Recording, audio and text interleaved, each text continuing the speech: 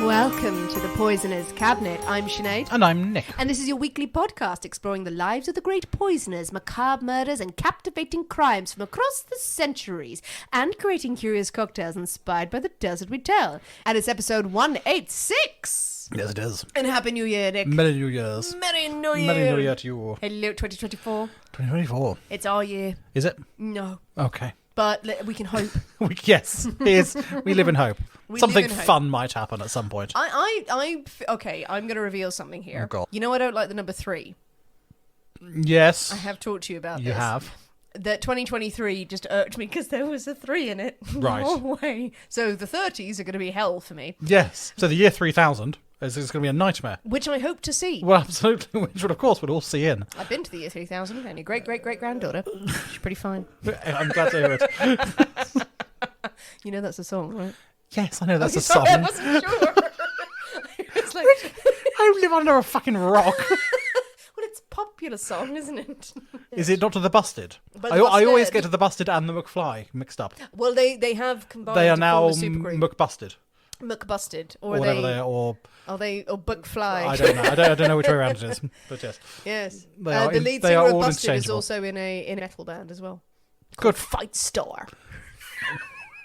No, I'm not familiar with that one, and I But don't want to be either. He guest sings on Gunship, who I really like. This Right. is fun, isn't Yeah, it? I mean, I have no idea what any of this is going on, so I'm just going to say, yes, okay, that sounds great. Yes, there's going to be more of this in 2024. How are you, Nick? I'm all right. Did you have a nice New Year? I did, it was very pleasant. You were there, so I was there.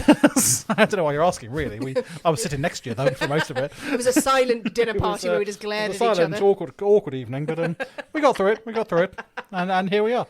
Hopefully most of you have gotten through the first week of everyone in your offices or a place of work or even your family just going, oh my God, how was your Christmas? How was your New Year? And you have to go, oh, fine, same old, not too bad. All those stock responses because you're like, I don't want to talk about it anymore. I just want to live under a rock. Yes. And sleep forever. Sleep forever. And live on cheese. Maybe you've worked through the cheese now. But There's still a bit of cheese in the fridge. Oh, have you? Yeah, still got a bit of cheese. What kind of cheese have you got left over? There's some Roquefort, which I actually only opened yesterday. That's going to be ripe Yeah, by now. so I'm quite looking forward to that. Oh, sexy And cheese. I think I've got some Gouda as well. You've got Gouda? Yeah. Oh, look at you and your fancy ways. Yeah, well, if I'm going to get cheese, I'm going to get fucking cheese. You know that entire wheel of brie that I bought when I was with you Yes. when we were shopping? There's still half of that left. I'm not surprised. It was a large wheel of brie. I know. I thought it did think it was ambitious for 2 people. Yeah, and Ben doesn't like brie. It So turns one out. person, it is even more ambitious, I feel. I've just been eating it like a sandwich. Yes. But I plan to make a lovely brie and leek tart. How's that going for you? Well, no, I'll make it tomorrow. Okay. And it will be a taste sensation, I'm as you sure. know. I'm sure it shall. You can doubt me on many things, but I make very good food. I make a very good top. I would make a very good tart. Well, any poisonings this week? No, I'm going to be generous at the start of the year. I think you can't start the year with a poisoning. Aw. Doesn't bode well for the rest of the year. Well, surely start as you mean to go on. Well, no, peace on earth and all that sort of stuff. Okay, that was Christmas. That was Christmas, yeah. Fuck that. Peace on Mars. Peace, yes. But no, happy, good thoughts, positive vibes Yay. for 2024. It won't last, but let's give it a couple of... Well, speaking of goodwill to all men at the start of 2024 and covering everything in brie, I think it's time for us to thank our delicious Patreon subscribers. We certainly should, and we have many lovely new people. Thank you very much to Grace Farris. And oh my God, SL14DND. Sly for D&D, Sly. Oh, come on, why did you work that out and I didn't? Because I'm cool. Sly for D&D? Slee for D&D? Slee. Slee for D&D. I like that. To Coca Marie. To corporals, that I can't read all of that. Corporal Cecil Wormsborough St. John Nobby Knobs. Is the full transcript. Well done, sir. To Deadly Nightshade. And to Leah Smith. Thank you, you delicious, lovely new Patreon subscribers.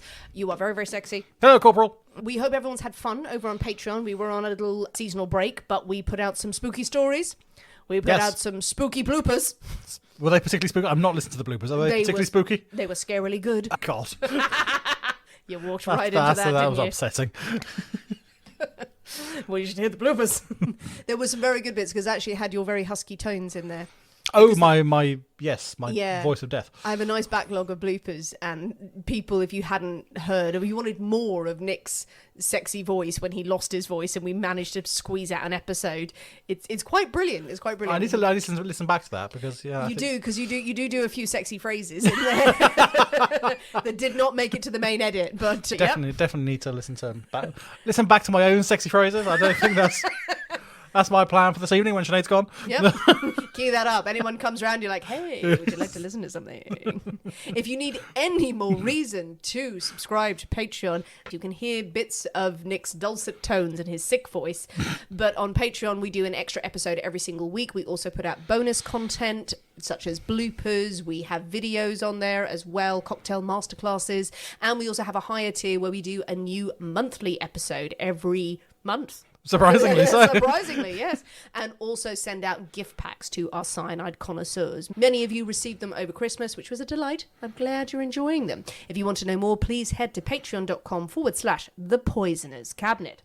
Well, Nick, are you ready? Oh, God, no. To drink cocktails and talk about poison? I thought you might change it up for 2024. No, you say this every time that we start a new season. And you don't. But I don't. And you always disappoint me. I live in hope. And I live to disappoint you. Yeah, well, there we go. I want to be the disappointing child. Or we could drink poison and talk about cocktails. Yeah, whatever the cocktail one is. Should we go with the first one? Yeah, go on then. Yay, hooray, hooray, hooray. It is Nick's story this week, but we can't possibly continue into 2024 without a cocktail in hand. As you know, dear listeners, every week we choose a secret ingredient that is inspired by the tale that we tell, and it will flavour our cocktail of the week.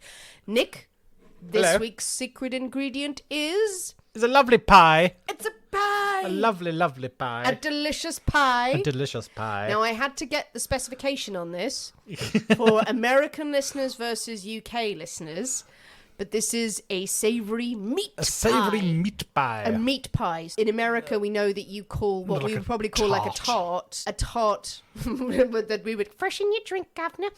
In England, you guys call pie in America, and I can't do the accent because that's one of the words that gives me the ick.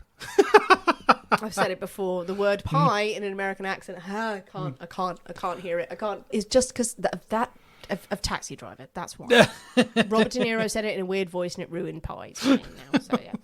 But with pie as your inspiration, your ingredient, what have you come up with? So this week, we are going to have a humble pie. A humble pie. A humble pie. We should be eating humble pie. We shall indeed. Oh, that's very good. And I sense that humble pie would be quite bland. Yes, bland, disappointing, which I hope does not bode well, really, for the cocktail, but maybe we shall be surprised. Well, hopefully in the cocktail it will be delicious, but I think in pie form it would just be some sort of greying meat. Nondescript. Mainly pastry, no filling whatsoever.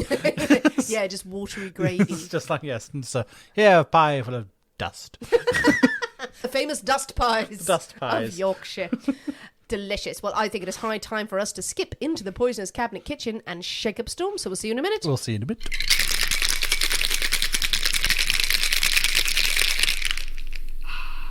And we're back. Hello. So, Nick, the humble pie. The humble pie. And I noticed a distinct lack of accompanying pie. I apologise for the lack of pie. I'll get you for this. But, okay, so a short drink with a big cube of ice. Big chunky bit of ice. Yeah, it looks sophisticated. Looks like a kind of a whiskey sort of that. I don't know where I was going with that. But it's like in your nice cut crystal glasses, big lump of ice. It's a brown. Brown drink. Should it have stuff floating in it? What stuff? The black bits that are floating in mine. Your black bits in yours? Yeah. Do you want to look? No. Is that the ice? I'm sure it'll be fine. Had this podcast taught us nothing that there's black bits in it, I'm sure it'll be fine. Sure, just drink it. Just drink it. Jesus Christ. Just drink it, it'll be fine. Okay. Well, this is being recorded anyway. My husband knows where I am. I think I need to dive into this and wish me luck. What the hell is it? There's a lot of black bits in this. I haven't got any black bits. I've got quite a few. Maybe one or two little bits of black bits. I don't know. This is either a big ruse by him or there's flies in my drink. I just haven't washed out the glasses. Maybe that's it. So they're all on our open shelves now, so fuck knows what's getting in them. Okay, I'm just saying that if it's not supposed to have black bits in it, there's a lot in mine. But let's just dive in, because you're not stopping me, so I brought this on myself. All right, Merry Christmas. Merry Christmas. Oh, hello, strong. Spirit forward. Just a bit. Jesus. Not very humble. It's not. It's not humble at all. Wow. Stings the nostrils in a good way. That's interesting. That is one of the most spirity forwardy drinks we've had in a while. Well, I like that. I know I'm going to drink it and be on the floor before I actually realise I'm on the floor. Yeah. It's strong. Yeah.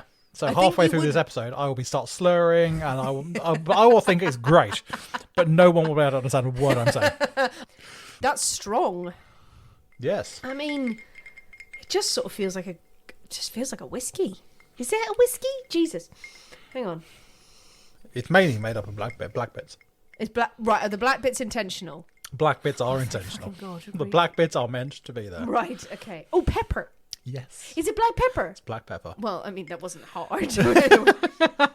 No. Tiny It is flies. fly eggs. Thousands upon thousands of flies. It's very special black sand from one desert. Second sip here. Trying to get all the aromas in. Fuck, now that's strong. Sorry. It's not unpleasant, but wow. Yeah, that is pure alcohol. Come on. I'm trying. Stop being a girl. I can't help it. These won't come You off. had to put hair on your chest.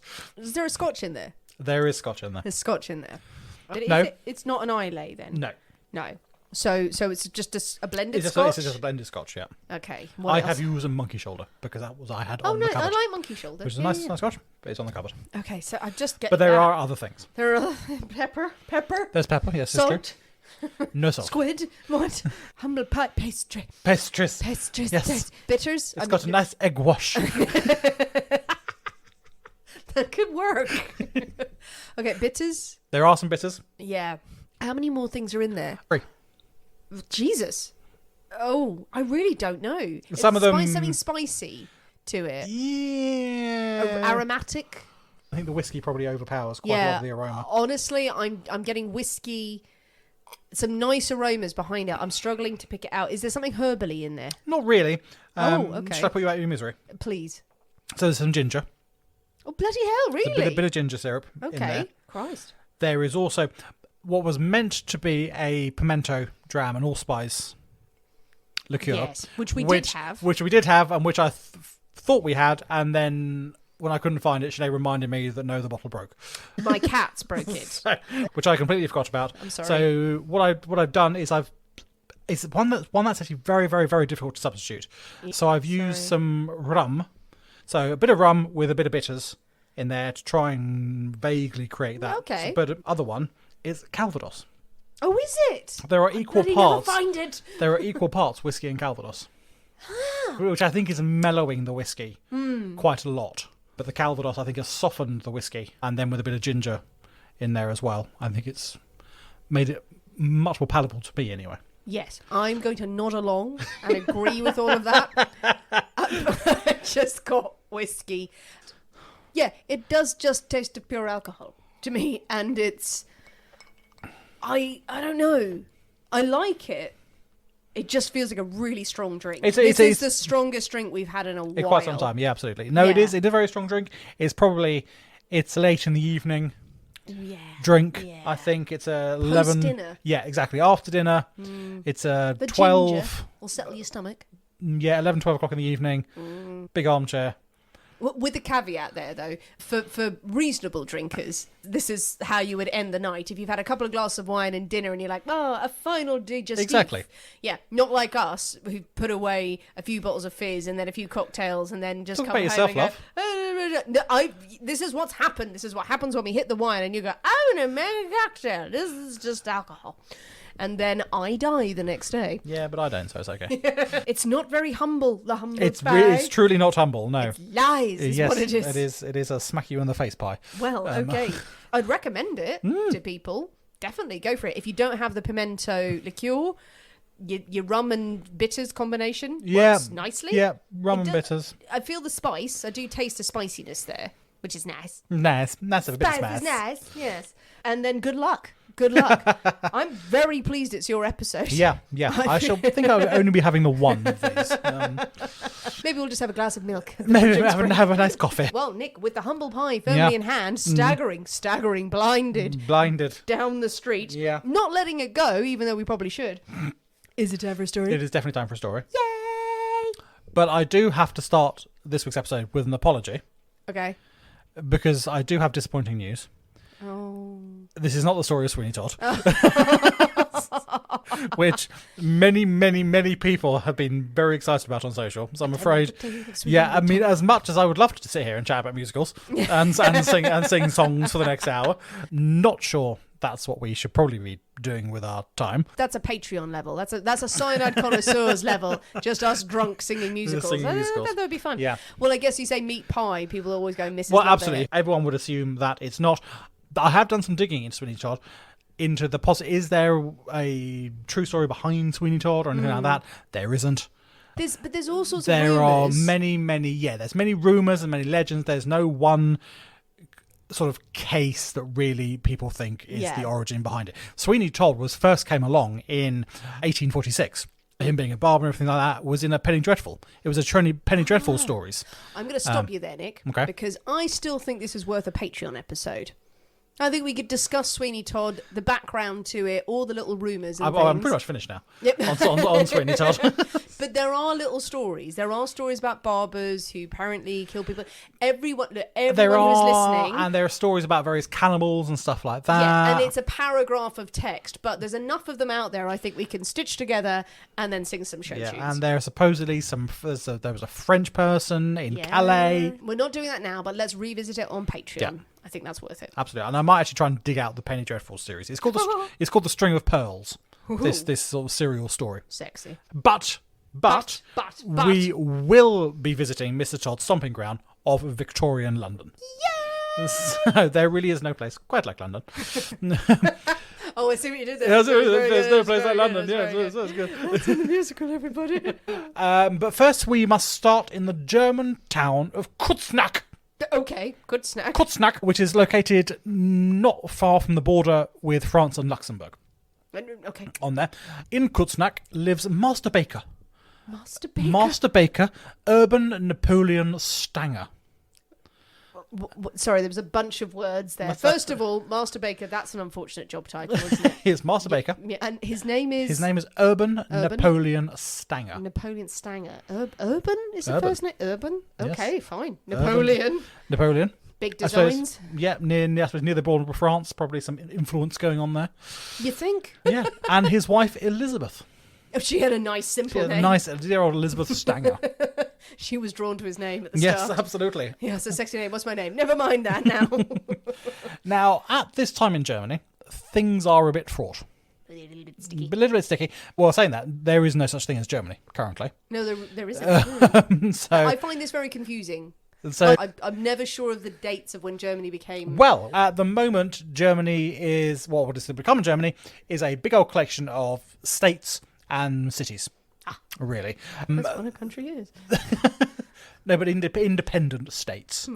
Like Italy was. Lots of sort of city-states and things. You're not helping. A lot of people going, oh, like Italy, what? Wait, before Italy became Italy... It was a load of states. It was lots of independent places. It was the state of it, honestly. And so... Oh, shush yourself.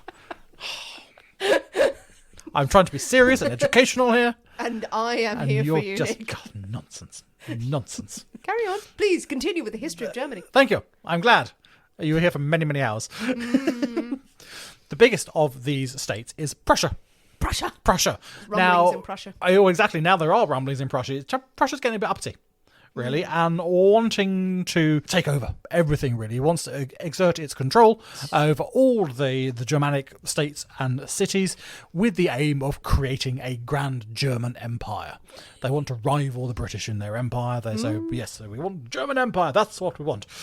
So with the Prussians invading all over the place, they are annexing cities and invading. A lot of people think, oh, I need to get out of here. There's a big old Prussian army coming over the hill, so we need to scalper. Yes. Really? They're coming over the hill. They're coming over the hill? Well, we're going to get you. We're going to get you. Any minute now. That's their marching song. We're going to get you. We're going to get you. So it's a bit more subtle, more subtle. So they're on their way. A lot of people going, right, we need to get out of Dodge. We need to leave town. So there is a steady stream of people leaving these cities and these provinces and travelling throughout Europe, really. And a lot of them end up in England, and a huge amount of them end up in London. And this is exactly what happens with Urban and Elizabeth. They moved to England in 1870. Oh, nice. A year later, the German Empire is created. So there you go. Now you know 1871. Oh, that was when the German Empire was created. Yep, Great. A year after 1870. Yes. And that was 1871. Yes, indeed. Thank God you told me. I know, absolutely. You wouldn't know these things unless I told you. I wouldn't, no. All I hear with anything that was before the formation of German Empire is just that line in Blackadder. There's great rumblings in Prussia. That might have something to do with the sausages. There were indeed rumblings. The rumblings. So they moved to London. And so he had been a successful baker in his hometown. He had a bit of money behind, so he uses this to buy a house in Lever Street. In the very densely populated and not particularly wealthy East End of London. Oi, yay, is he going to be Jack the Ripper? Very possibly. I mean, You the never dates know. are starting to stack It's up. all starting to add up. Urban quickly re-establishes his bakery, and in no time at all, he is running an incredibly successful business. Many of his customers and his business associates are fellow Germans who have emigrated into London. He knows all the delicacies. And he provides a taste from home, really, which everyone craves. And he's got a constant stream of customers coming through the door. He quickly becomes an incredibly well-liked, well-respected member of the community. Not only with the Germans, but with the English, everyone around. You want something tasty? That's the place to go. That was his slogan. Yeah. You want something tasty? Come see me. Come see me. Come see me. I've got so many tasted things. Hot buns, people. Hot buns. You know, German bread is good. Oh, bread, absolutely. Good bread, good Yeah, bread, good tasty cakes. things. They know cakes. They know, exactly. They know their cakes. bakeries. They do. So, indeed. Tasty things galore. So, You know the name of his shop? I don't. I know it had his name above the shop. So it was just one? like Urban... Urban Outfitters. forgotten his name Urban already. Bake Fitters. It's just like Urban Stanger Bakery or something like that. Or I don't know. Or just. Oh, come on. You can but come up with something more creative It than had that. his name above the door. We know. Stop, we Stanger know time. that. Yes, he was there in his big puffy pants, baking away, Oh, yes. having a grand old I time. love this story. So as Urban and Elizabeth, they are prospering. They're making great success of their move to London. A fellow German expat, a chap called Franz Felix Stumm, he's having a rather more difficult time of it. Now, like Urban, Franz is also a master baker. I would say he's a very good baker. This tends to be where the similarity ends between the two. Now, unlike Urban, Franz's bakery is completely devoid of customers. Oh. Probably doesn't help that he has a reputation and has been described as surly and threatening. Which is exactly what you want in a bakery. Which is not exactly what you want for like good customer service or repeat business, is it, really? Hello, sir, a loaf of bread. With like, fuck off. Yes.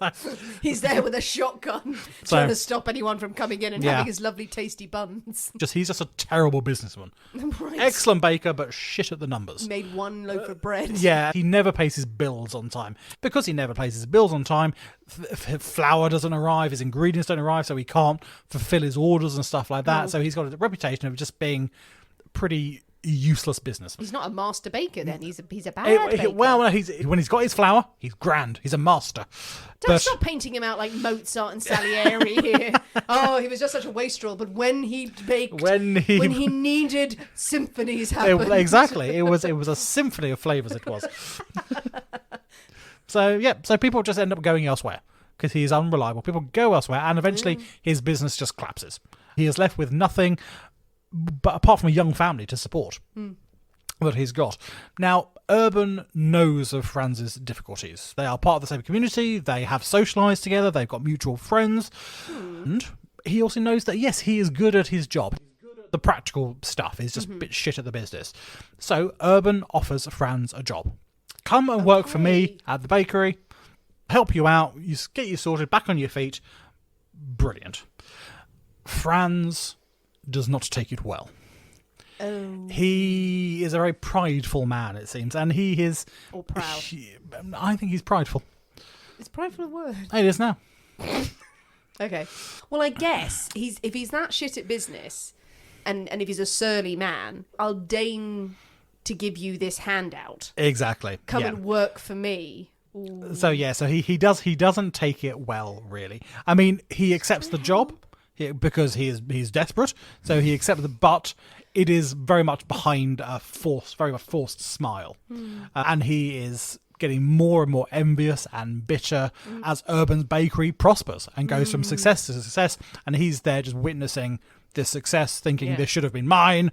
Why haven't I got all this? So, oh god! And if he's working there in the kitchen, he's working there. It's my bakes that are selling that and making this man money. It's like, probably not. Yeah. Oh, he sounds like a Paul Hollywood almost. Yeah. But so, to the outside world, Franz is all smiles. Franz is all smiles towards his boss. Terrifying smiles. Terrifying, toothy, bitey smiles. He calls Urban friend. They socialise together, go to many of the same events. He is a regular at that Urban's house for dinner.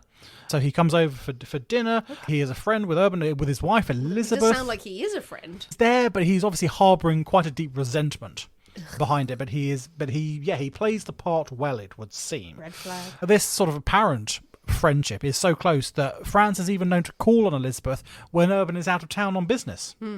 Of course, initially everyone thinks, well, he's just a very good friend. He's going around to see Elizabeth, make sure she's okay, make sure she's not too lonely when her husband is away. Yeah, obviously. Yeah, absolutely. So he's a what a good man. What a good man.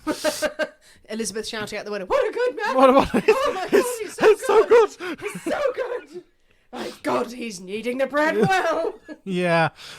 Gossip and rumours do start to spread. You don't say. Yeah, that their friendship may not be entirely quite so innocent. Oh, no. Really. Rumours of an affair begin to run rife throughout the neighbourhood. Now, either Urban is completely oblivious to what is probably quite obviously going on under his own roof. Yeah. Or he is just turning a blind eye. Oof.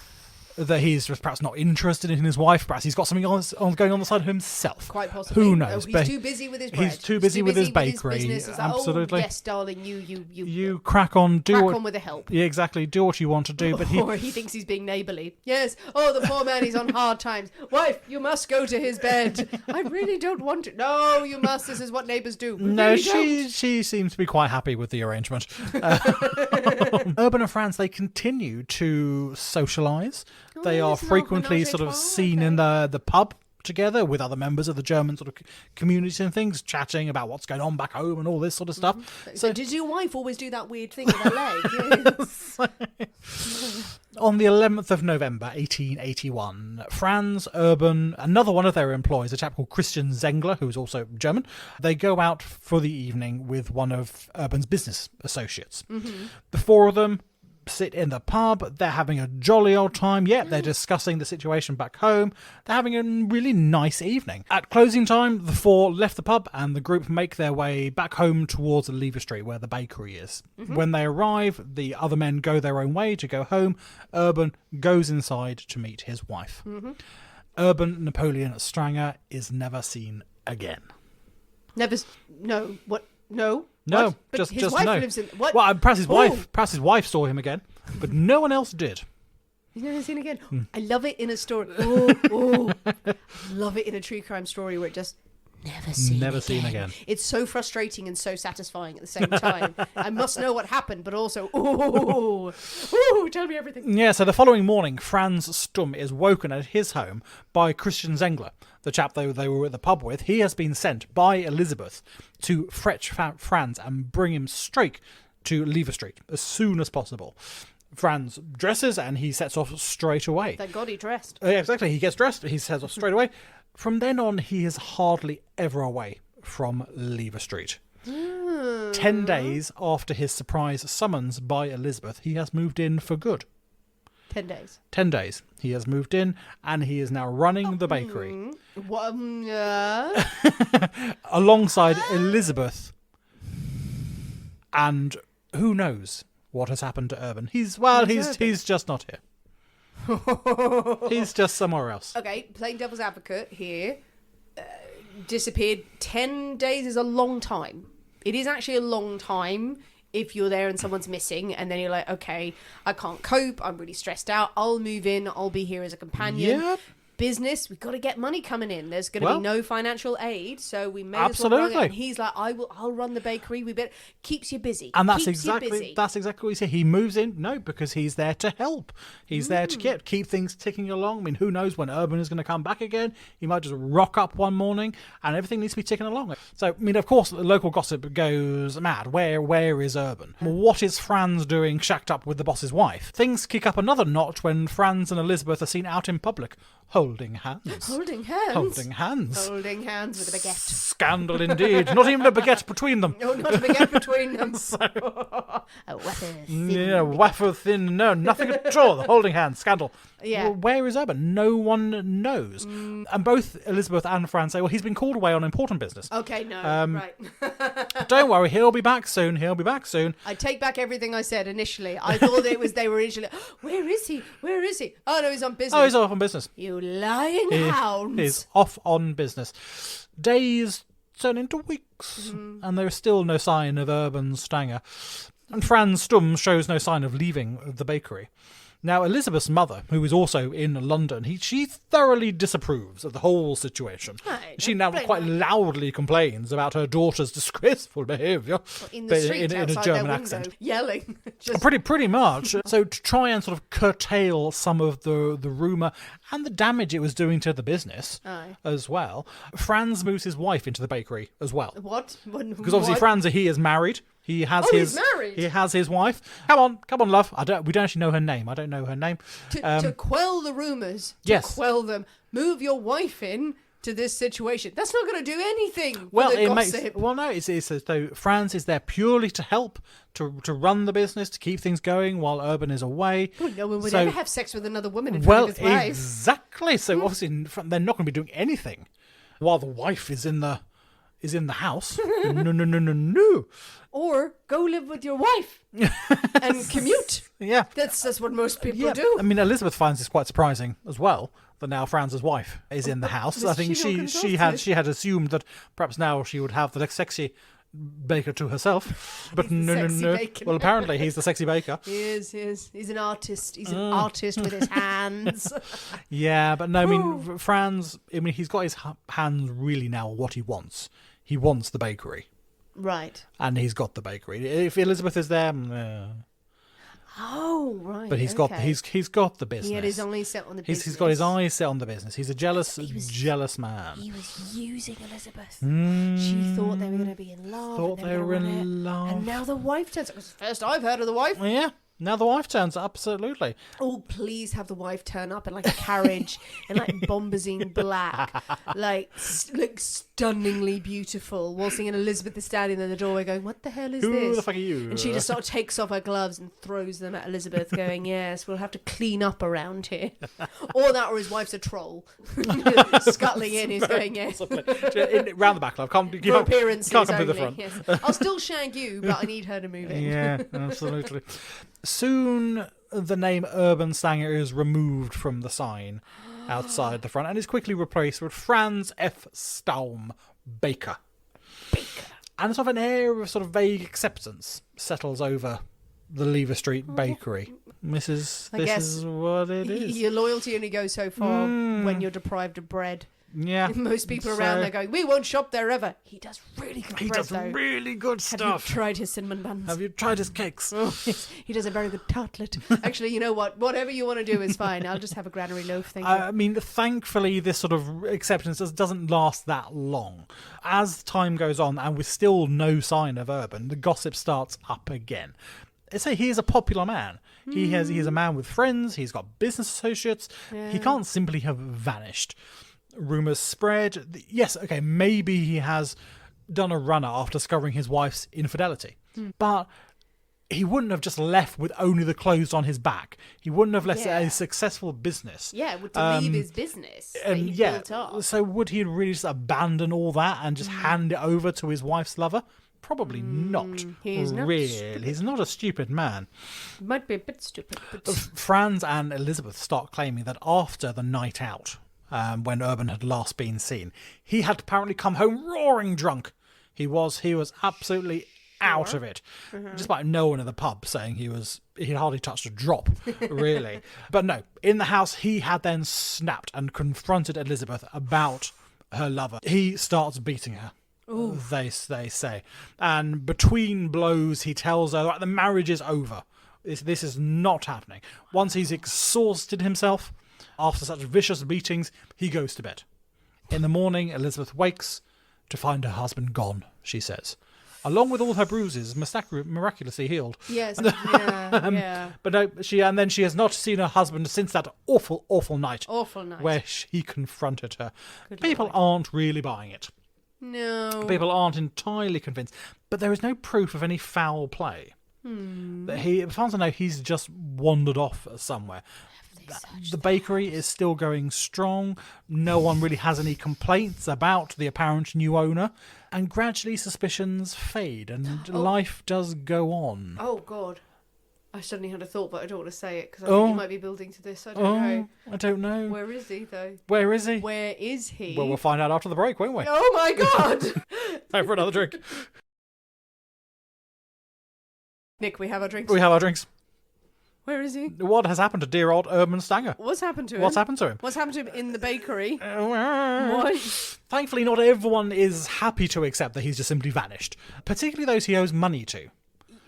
So like any businessman, he has a network of suppliers that supply the bakery, and initially these bills have been paid on time, and he is notorious for being a punctual bill payer. He's highly organised, but it's not long before things start to slip, really, and bills start to go unpaid. Yeah.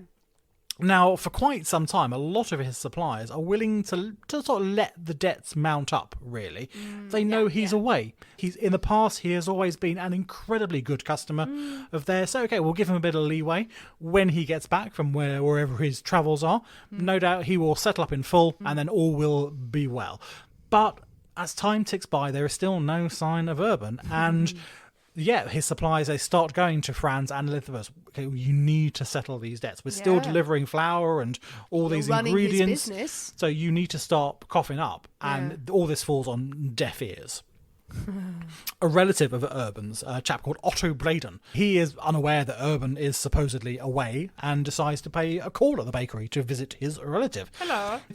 He is surprised to find Franz Stumm in charge. Who are you? Why are you here? This concerns Otto. I mean, what has happened to Urban? And he returns later and he insists that, well, if you're running the business, I want to see the books. I want to see what you're doing with Urban's business. Good for him. Reluctantly, Franz obliges and does show him the accounts books. And Otto discovers that Urban is now over £900 in debt. Oh, that's a lot back then. Which, exactly, for sort of 1870s, is a tremendous amount of money. And incredibly unlike the very prudent Urban Stanger. Now, soon other people start coming to the door. There's a flour merchant, Tom Lech, who had known Urban back in Germany. Yeah. He was first to visit to ask for payment. Franz quickly sends Thomas on his way with a cheque for £133, 17 shillings and sixpence, signed UN Stanger. So how did he sign this if he's away? Oh no, he wrote them out before he left to cover these things. Oh, he just left a series of blank checks. He left a series of blank checks to cover these expenses before he went on his travels. Of course. Of course. No one thought to check. They were like, hey, of course great, it let's is. go to the bank. Okay. Next to call is Simon Moll. Now he's another long-standing friend. Now he lent Urban £250 when he first came into England and helped him get established at the bakery. Urban had been making regular repayments to his friend for this loan, but in November the payment had not arrived, as it always had done, monthly. He pays a visit to the bakery. He is surprised to be invited in by Franz, and Elizabeth sort of hovering in a corner, looking somewhat sheepish and nervous. Franz says that Urban has gone to the countryside for his health. He came poorly, he went to the countryside to get some good old fresh air. Right. Okay. London smog is not good for anyone. Yes, he needed some fresh air after beating his wife. Yes, he needed some fresh air. So he's not going to be back until after Christmas. No. No, he's not going to be back after Christmas. He produces a cheque for £50 to Simon Moll. Again, the cheque signed UN Stanger. Now, Simon makes several more calls to Lever Street, the last being in February, which is 4 months after his first call. Franz, in February, now claims that Urban has actually returned to Germany. He's gone back to Germany, and he's just not coming back. Yeah, he's just not coming back. No. He said he went to that, and no, he's not coming back ever. Sorry. He's gone home. I mean, Simon is entirely unconvinced that his friend would just leave the country without telling anyone. Yeah. I'm going back to Germany. I'm never coming back. And he hasn't told any of his business associates, any of his friends. Unlikely. So Simon is entirely unconvinced and starting to get actually quite concerned for his friend. Simon shares his worries with another of Urban's friends, a man called Jacob Piroth. Now, Jacob was a native of Kreuznach, where Urban came from in Germany. And hearing of his friend's unexplained absence and apparent return to Germany, in January of 1882, he travels back to Kreuznach to go and see if his friend really has returned home. Good for him. There is, of course, no trace of Urban back in the hometown. He hasn't been back in years. Mm-hmm. Jacob returns to London and visits Lever Street. He's in Germany, says Franz. No, he's not. No, he's not. No, he's not. Very well isn't. Yes, he is. Yes, he is. No, I've just come back from Kreuznach. No one there has seen him for years. No one has any idea where he is. But again, it's sort of left like that in a sort of... Well, I guess if someone just says, like, oh, no, he's there. He's there, he's not there. He's there, he's not there. We're not getting anywhere, really, are we? So, as the debts start to pile up, Urban's bank accounts are drained by Elizabeth and Franz. Urban Stanger is eventually declared bankrupt. Okay. Franz then uses the money that he and Elizabeth have siphoned out of the bank account to buy the bakery. The bakery is put up for auction. Right. At an incredibly knockdown isn't rate. That weird? Failed business, buy it, going concern. Guy deserted. We'll buy it? We'll buy it. We'll buy Stanger's business with Stanger's own money that we've stolen. and they go... No one questioned this. And no one questions it, absolutely. And everyone goes, all right, that sounds like a great idea. Yeah, it sounds good. They've been so good to look after that bakery and all of his money and his wife. Yeah. Now, for many of Urban's friends, enough is enough, really. And they go en masse to the police to implore them to investigate this disappearance. They're like the Prussians, aren't they? We're gonna get them. You need to get this sorted. Eventually, in April, Inspector Henry Radke, and also a German by birth, is assigned to make inquiries. Yes. Now, the inspector begins by calling at 36 Lever Street to interview Franz and Elizabeth. Here, he confronts the pair with rumours that Urban has been murdered. Rumours that are going round the neighbourhood. Of course not, says Franz. Mr. Stanger, he's back in Kreuznach. No, he's not. Back in Germany. He's back in Germany. Bullshit. And again, it goes back and forth. The inspector is getting nowhere. He continues investigations in London. He can find no trace. No one has seen him in months since that night in November. Eventually, the inspector pays a visit to Kreuznach. He goes over to Germany himself and confirms, no, he has not been here in years. He is definitely not there.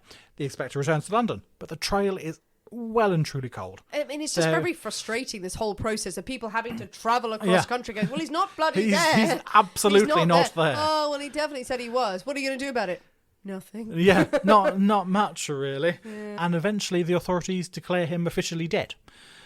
We don't know where he is. We don't know what happened to him, but he hasn't rocked up for a few months. Maybe investigate. So maybe he's probably dead. So they don't even have a body or anything. So, but no, he's probably dead. Everyone suspects that Elizabeth has murdered her husband and that Franz has helped her to dispose of the body. But no one can prove it. No one's got any evidence. There's nothing concrete. One very popular theory that was reported as gospel fact in some of the more gruesome penny dreadfuls of the day was that Elizabeth had murdered her husband, and then with the help of her lover they had minced his bones and baked him into delicious meat pies. There it is. That have been a firm favourite in the bakery menu for many years. That's what I was thinking earlier, like, oh my god, have they cooked the fucker? Yeah, I mean, you would think that's a way of disposing of it. As part of the police investigation, the bakery was searched. Good.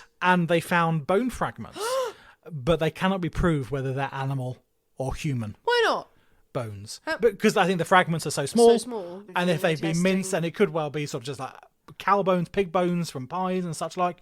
They have They have no way of knowing where the bones are from. So that's very dramatic, but at the same time completely normal for a bakery that deals in mincing meats. Who makes pies and makes fillings and things. Do they slaughter the animals there, though? Well, I don't think they slaughter the animals, but they might get like a leg of lamb, or they might have, and there will be bones in there, so they might have to carve the bones out. So they'd be like, yeah, we're a bakery, we make meat pies. Yeah. We're going to have bones in here. We make sausage rolls, we make all this sort of stuff. There's going to be a bit of bone. Unless they come out with a femur. Yeah, exactly. There's not like a skull.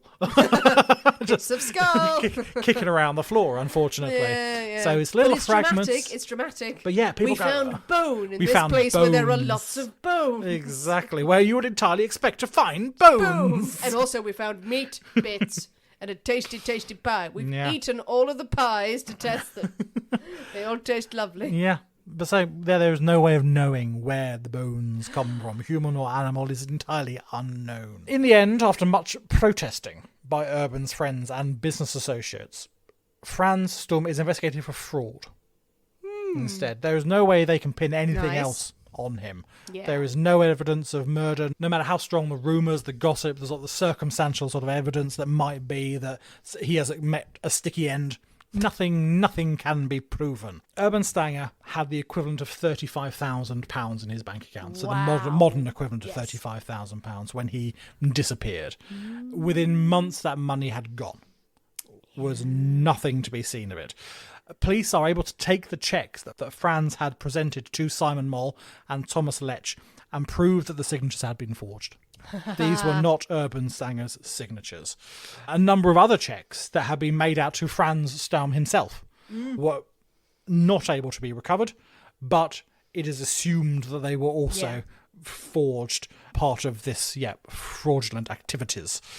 The police decided that since Franz and the now pregnant Elizabeth had been living together and working together and both enjoying the profits of the bakery, it is more than likely that she was in on the whole thing. Yeah, she knew exactly what was going on. She knew exactly what was going on, and she is every bit as responsible for the fraud and for the forgery. But before police can arrest her, she flees London, which is not a good look for an innocent person. Not really. And she flees to France. Okay. And Inspector Radke, he's on the case again. He chases after her, and he tracks her down to the city of Metz. Oh, nice. And there he arrests her, and he's able to turn her to London for trial. Bloody hell. Now, in court, Franz presents himself as a concerned friend. He has done his best to keep his boss's business going, to keep his friend's business solvent after his disappearance. So he's done everything he could to look after Elizabeth after Urban's disappearance, in his absence. The jury aren't really buying it. No. Really. Elizabeth declares herself completely unaware of anything. She is but a lady. What is bread? What is numbers? I don't know. That was what sex was? I didn't know. She has not a clue about any of it or what's going on. Why did you go to France? Oh, I just fancied a trip to France. I needed to take the airs. Yeah, exactly. I mean, as she gives evidence, members of the public have to be removed from the court for heckling and shouting down from the gallery at her. Yeah. The trial lasts 3 days and ends with the jury declaring Franz guilty of fraud and forgery. He is sentenced to 10 years penal servitude. As the sentence is read out, he rails against the judge and the jury and the prosecutors and his own defence counsel, screaming that it's all a conspiracy against an innocent man. It's nothing to do with him. Elizabeth is found not guilty of fraud and forgery. Bystander? So she has claimed complete innocence. I didn't do any of it. Definitely knew what was going on. Yeah. The following day, she is arrested for perjury. Nice. Okay. So the police get her for perjury at the trial. Brilliant. I like it. And she is sentenced to 12 months hard labour. Yeah, good for you. On her release, Elizabeth tries to take back the running of the bakery. The locals are not having any of it. We're not going to eat Absolutely your not. pies. They make her return impossible. She decides to return to Germany. And as soon as Franz is free as well, he also makes the trip back to Germany, where he reconnects with Elizabeth. amazingly, the long-suffering Mrs. Stum is still in tow. She has now returned to Germany with her husband to meet up with Elizabeth. This sort of like weird trio are now together back in Germany. Can't get rid of her. Absolutely. She knows too much. No one has ever been charged with the murder of Urban Napoleon Stanger. No one knows what ever became of him. He has just vanished. And there's a story, the mystery. Could he be in a meat pie? Brilliant. Love it. Ooh, that's a good mystery. It's a mystery. So was the house ever searched? So the house, the house was searched. Did they dig down in the cellar? I don't know how thorough the search was. So they're certainly in the bakery and they found these bone fragments and things. Whether that was just like on the ground and stuff, where they actually dug up the garden and all that sort of stuff, I don't know how thorough. It does seem like the inspectors went in and went, It was. "Oh, I think we found a leg." That's a baguette. We found his head. Okay, Yes. it's a cobbler and we can't go Yes. over this anymore. And they go, well, he's not in this cupboard and he's not in that cupboard. I don't know. Lifted up a napkin. No, it's not there. Yeah. Testing for prints. Oh, wow. I think they definitely did something to him. I think without doubt, He they can't have vanished off the face of the earth. absolutely. He seemed to have no reason to do that. Even if there was this blow up and this row and there was an accidental death, they got rid of his body. But it does seem like they went, yeah, you know what? Screw him. Yeah. I think one of the reasons why Franz, it's interesting, one of the reports I read when Franz was in court and he's sort of like shouting about being an innocent man, is that I think the main theory is that, okay, Elizabeth killed her husband and he was called in to deal with the aftermath. He was summoned in the morning, summoned in the next morning Clean up job. to clean up the mess. She had killed him. He was innocent of that, but of course he was guilty by association. He assisted with the disposal or whatever it was. So that's a theory that goes around quite a lot. That's a theory, and it stands up quite nicely. If she suddenly decided, I know we'll be together and I'll kill him, and he was like, that was never part of the deal. You know, it does seem like that Urban was quite happy being a cuckold, or like it was I don't know. From what I've read, it seems that he was just actually quite happy. He was just busy. He was just busy. His bakery. He probably neglected his wife. I don't think he was violent. But then he she was probably seems to have shacked up with the other guy pretty quickly. Exactly. She seems to have been quite keen on Franz. And Urban was just like, yeah, probably not. Fine, whatever. But I'm not that bothered. If it is true the way you've put it, the way you've laid it out, that Franz is quite a toxic, horrible person. Bitter, like talented, but didn't have the business acumen, didn't have any success. And rather than going, I need to sort myself out, he's going to blame everyone else for his problems. Yeah. He gets a bakery, but he's only getting that bakery because of such and such. I should have that business. Like, well, fucking get off your ass and do it. And then start shagging his wife. So him shouting that he's innocent is him going, well, no, you can't send me to jail. I am innocent. I believe it, even if he killed him. Yeah, he does sound like that kind of person. And how quickly... And then he was forging all the checks. Oh, yeah, absolutely. And 100% taking the money. Yeah, so completely. if he was called in by the wife... Oh, he was taking full advantage. He was only too happy. Only too happy to take advantage of the situation, absolutely. Yeah. I think that's pretty cut and dried. Yeah. What happened, unless there is some massive coincidence where he just went home and went, no, I'm off. And they were like, well, we may as well spend his money. Yeah, exactly. But yeah, I almost get sort of going, oh, okay, fine, I've had enough of this, I'm off. But you would take your money. You would tell your friends you would take your money because you want to set up somewhere else. Yeah. You don't just leave your bank accounts full and... No, you're not that much of a good Samaritan. Yeah. I'll spare you all the scandal. I suppose the question is, though, I mean, if they didn't search the house, if they didn't dig down to the cellar where his bones might be, what actually happened to him? Did he end up in a pie? Did he end up in the pie? I mean, it's one way to get rid of someone. Yeah, absolutely. Bone fragments. Again, that's stupid. So, okay, there's bone fragments in here. Yeah. But maybe he was. But yeah, maybe it was. Because where else are you going to get rid of a dead body? I mean, like the head, though. You got to boil the head, I assume. And then, well, you can't put head in a pie, can you? Well, I suppose if you want to mince it down, I don't know. I've not really looked into it a great deal. Well, no, I can imagine limbs and torso. There's a lot of body to do. If he doesn't go in a pie, it goes in the oven. Yeah, I know. Goes in the furnace. Maybe you can cook a whole man. Well, what do you think, people? What a fantastic story of this baker. It's a little bit Sweeney Todd reminiscent. It's very much so. But what do we think happened to Urban? Do we think he ended up in the pies? Is it feasible? Is it feasible to be able to cook an entire man and get rid of all evidence? if people aren't really looking that much? Or do you think this is all a big coincidence? Do you think Elizabeth was responsible? Do you think that Franz was the mastermind behind all of it? Tell us what you think. Jump on the comments of this episode. Share your thoughts, your theories, your feelings, your musings, your favourite pie recipes. But most importantly, while you're thinking about all of that, if you can stay focused, mix yourself up a humble pie. Have a lovely humble pie. I mean, it went down a treat. I'm not sure I can be able to walk in a minute, but... That's the first time in a while we've had one drink and we're like, absolutely no more drink in the drinks break. It is very tasty, nice. But it is, oh God, it's pokey. But it forces you to sip it. Yes, absolutely. It's not one you can neck back, absolutely. Yeah. We've had some strong drinks in the past where we were like, yeah, let's have another. We're like, oh, no.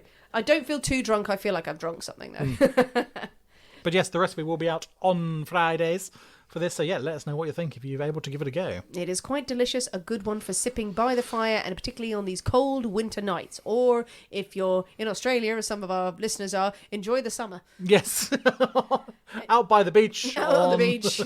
Just by the pool. Fun. Have a nice time. Throw it at a shark. If you can, please join us on Patreon if you haven't already, and leave us a review on Apple iTunes, because it really, really helps our podcast. Also, we would ask, if you haven't already, please follow us on the various social media platforms we have. Predominantly that's Instagram, it's TikTok, and also our YouTube channel, where we share all of our episodes, and we're trying to upload more videos on there. If you can subscribe, like, follow our channels, it is a huge, huge help to us. So please just take 2 minutes to go onto those channels, even if you don't use them that much, just to hit the subscribe button and the follow button. It would be a massive, massive help to us, and we'd very much appreciate it. Oh, yes.